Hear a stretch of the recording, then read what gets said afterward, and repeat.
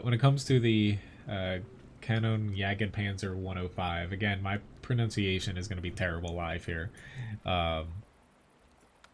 Like, you can watch my full video. It's on YouTube. More or less, I do a complete breakdown of the tank. But you're going to get a special camouflage once 1.2 releases next week. Like, it's called, like, the Black Panther camouflage. They're also going to sell it separately, to my knowledge. But, yeah, more or less, you know, whether or not you buy this thing, it depends on if you like this type of tank. But when it comes down, getting back to the AMX 1357, I think it's more fun than the ELC 90 if you're top tier. But the penetration on that gun lacks a bit if you're not top tier in the 57.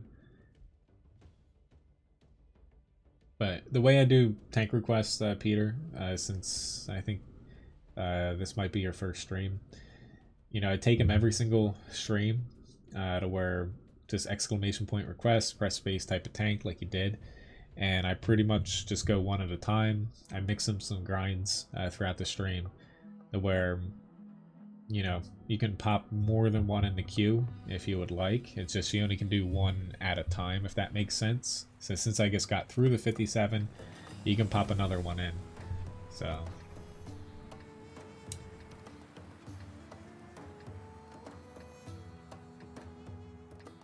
not exactly the best map for this thing here, because your mobility is kind of, you know, gimped at what you can do. This thing, Wargaming, it technically should be open, to where it looks like a toaster. Yeah.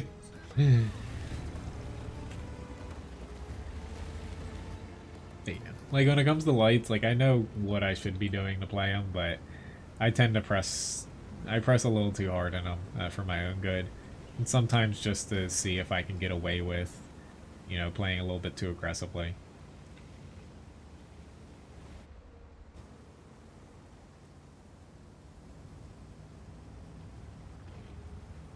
But, you know, everyone has their own play style, so you gotta find what works for you and what doesn't.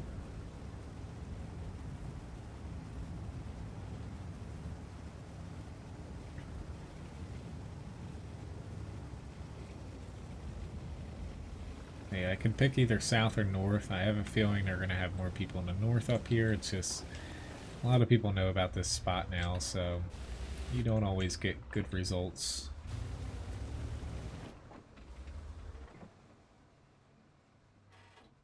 Oh, yeah, they should have went more south, but I knew it was a risk trying to bluff and not let them push on me. But, yeah. Especially the 1357, like, the gun doesn't do a lot of damage per shot, low pen, and, you know, it doesn't work too well on hills, so...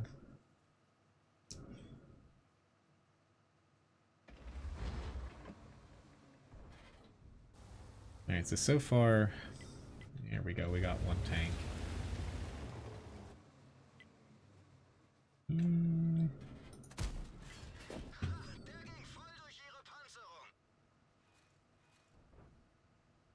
Yeah, it's still just him. I hit him again, I don't know if I pinned him now. Oh crap, I loaded HE because I thought I was going to get a crappy shot, but we got ourselves a Luva, so I'll try to... Oop. I tried to break his track. I critted something, but not breaking it. I should have one more shot, though, even with him getting back.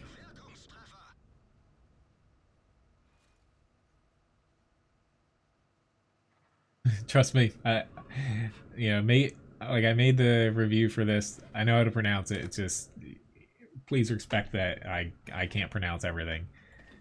Like, even if I try, it's just where I grew up. You know, I honestly had to go to speech therapy when I was young for a lot of things, so it's never going to be something that I excel at. Where if I try too hard, I just end up botching it more and I get frustrated, so...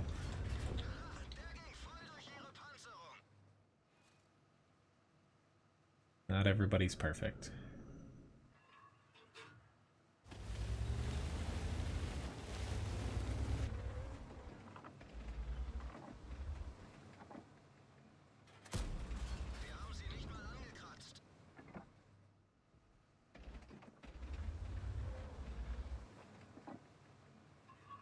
Okay, they're actually...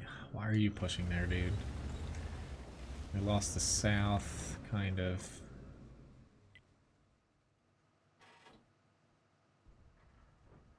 I just don't know why that guy pressed. Or, like, I can get damage here, but it's not that useful right now because my team's just throwing tanks away.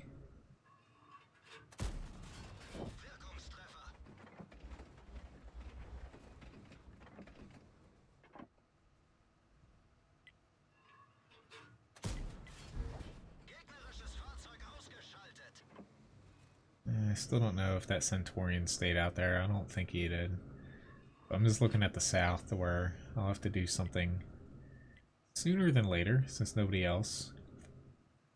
Well, I technically don't have the 90mm version, but I did play it on my CC and Sheriff account to where the 105 by far is the better version of this, which is why they came out with it.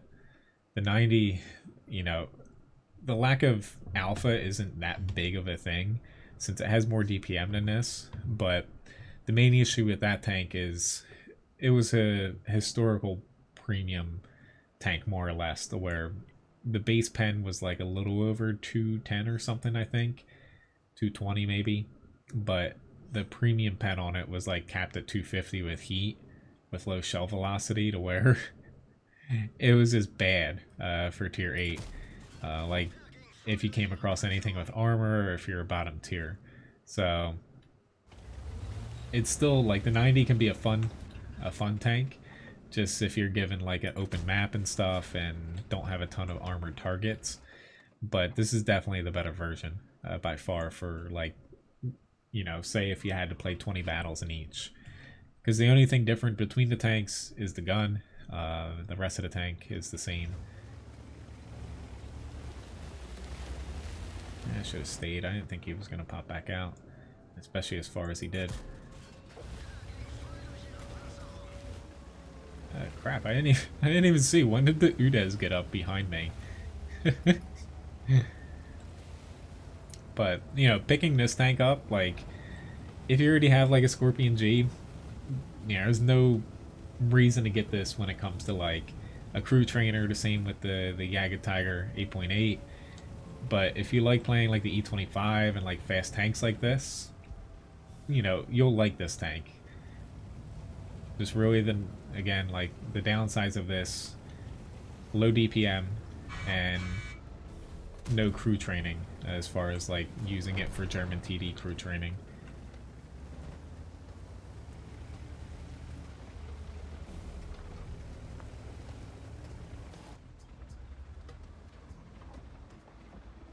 I'm just too lazy to go around. Oh, come on. I hit him on the hole.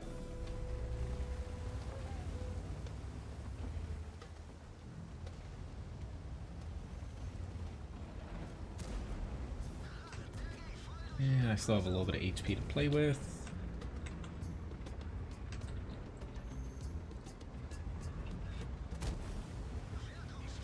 Yeah, someone should be able to kill him. Maybe? There we go. But all in all, though, like, I'm not the best at playing tanks like this. Like, I'm really up and down. But making, like, the review of the tank and playing it here, whether it's on this account or the other accounts I have it on, I've enjoyed it. Like, it's fun. Because I like playing the E25, where it feels very similar to that.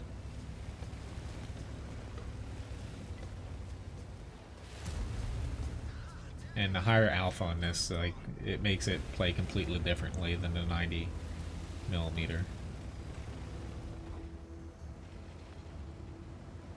Yeah, the Scorpion G is not a good crew trainer either. It's basically just the 8.8 centimeters, the crew trainer for German TDs. I'm assuming that guy turned left.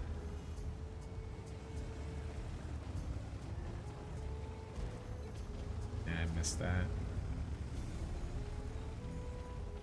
But pretty nice fight here, you know, 4,100 damage. I'm going to start going after the 268. Hopefully.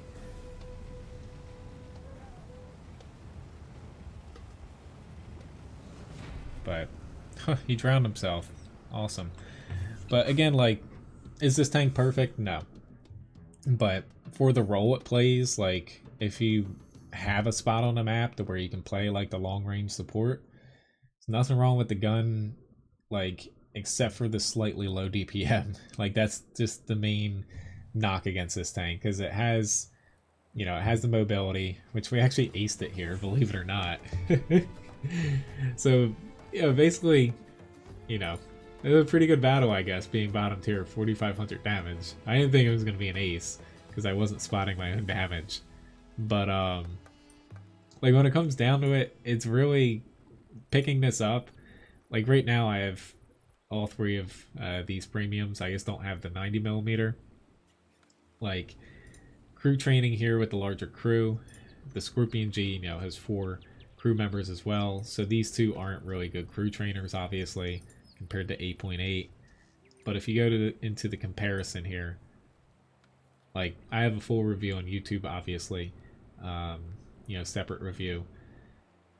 You know, looking at it here, like, someone asked about the WZ-120 compared to this. DPM wise, which these are all configured to 100% cruise, no equipment, no, you know, no nothing on it.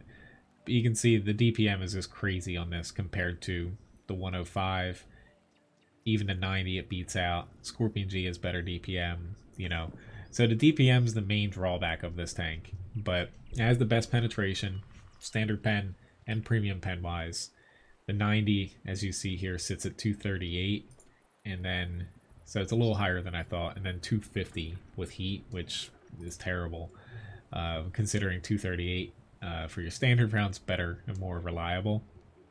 But the main thing I went over in the review as well, because I talked a lot about the gun, is a lot of people looking at the mobility, and I've seen talk about already. So the AMX CDA 105, people are comparing this to a lot, because the guns are similar, like as far as damage, pen, and DPM. You know, it beats it out on DPM a little bit, but it has a worse gun firing arc, and also a slightly longer aiming time. Gun depression is the same.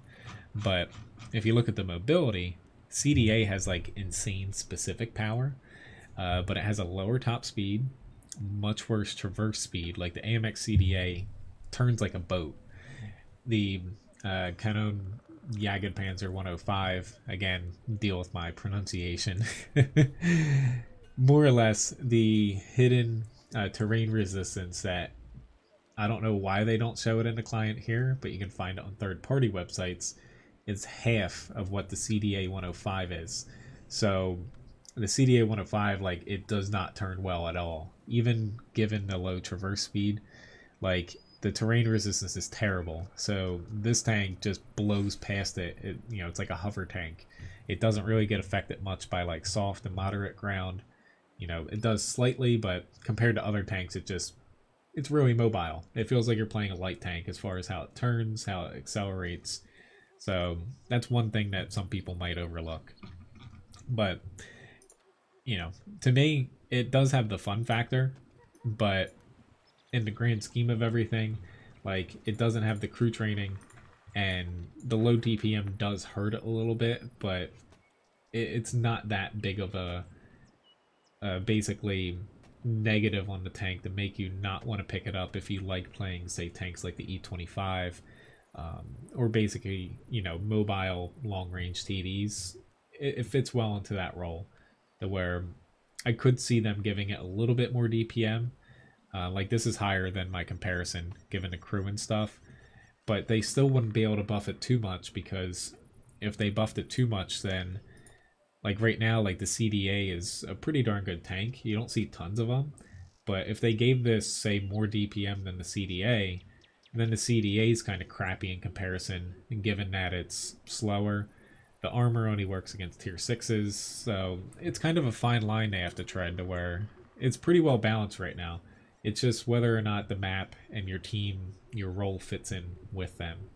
So, anyway, let me pop into the T125 next here.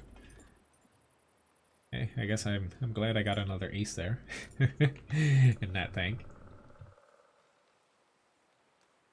Okie dokie.